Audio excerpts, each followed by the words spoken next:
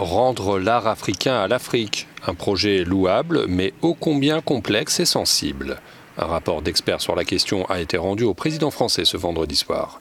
Emmanuel Macron s'est engagé à restituer sans tarder 26 œuvres réclamées par le Bénin, conformément à son engagement pris l'an passé au Burkina Faso. Je veux que d'ici 5 ans, les conditions soient réunies pour des restitutions temporaires ou définitives du patrimoine africain en Afrique. L'attente de l'autre côté de la Méditerranée est immense. Et dès la fin du 19e siècle et la colonisation de l'Afrique, ce sont des millions d'œuvres d'art qui ont été pillées, emportées et éparpillées en Europe.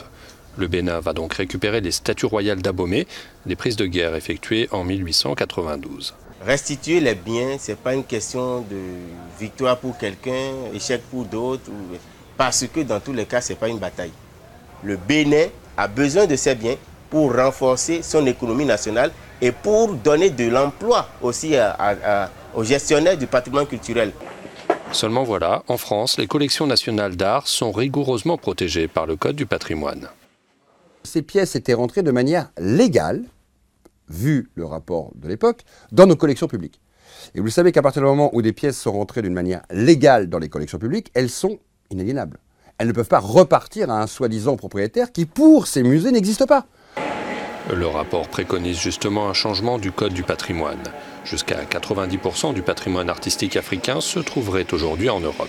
Tout rendre, c'est bien sûr une utopie, mais rien qu'au musée du Quai Branly à Paris, 46 000 œuvres pourraient devoir être restituées.